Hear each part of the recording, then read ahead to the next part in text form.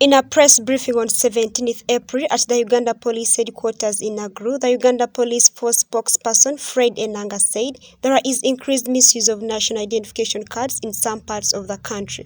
But we want to warn money lenders against taking national IDs as collateral. It has become a habit. This is something that we talked about some time back, but it still remains a habit amongst money lenders, especially those who give out microloans to members of the public who don't have security. So they are basically attaching national IDs, and it is illegal and it is also criminal. So as the police, together with our sister security agencies, we are concerned against the increased misuse of national IDs as collateral, especially in Buwenge district. We've gotten so many complaints from Busoga region, Buwenge, and in the districts of Dokolo and Amolatar in Ilango sub-region, together with other districts in Central. According to the police spokesperson, confiscating someone's national ID is a criminal offense. Have no economic or monetary value and are supposed to be used exclusively for identification purposes. Therefore, any act of confiscation, removing, taking, or handing over a national ID as collateral is illegal.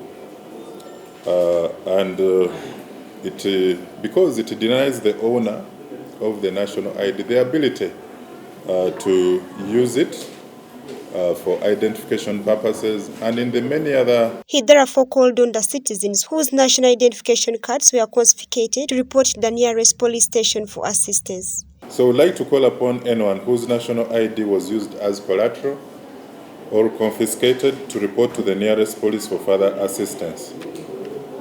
Under the Registration of Persons Act, Section 77B, it is an offense if a person without authority deprives or dispossesses a holder of his or her national identification card or alien's identification card.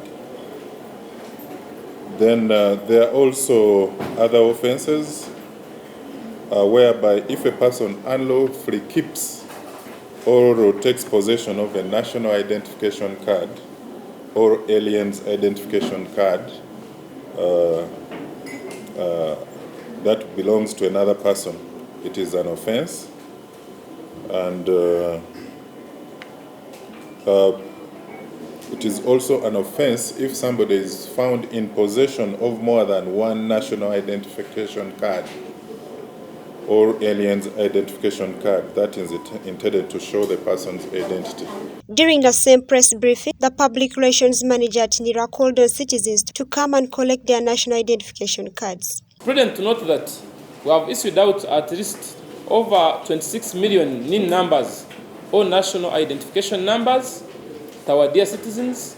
We have printed out at least 19 million national IDs, but of those 19 million, only 16 million have been picked. So we still have a balance of around 3 million that have not been picked, 3 million national IDs. So it's prudent to call upon all Ugandans, please, to come and pick your national IDs, because the moment we start the mass enrollment project in August, we shall be renewing for all those who have already got the national IDs. Of course, we shall also be doing registrations, change of particulars, and we need to know that this exercise is timely because we last carried out the mass enrollment or registrations in 2014. So with all these 9 years or 10 years, a lot has changed. We need to now update the system, the voters register, because they all depend on NIRA. We have to bring in the new systems to make sure that we are really at par. But according to the Registration of Persons Act, it is an offense if a person without authority deprives or dispossesses a holder of his national identification card. Every citizen has the right to have a national identification card. Anselm Ojaru, live at 8.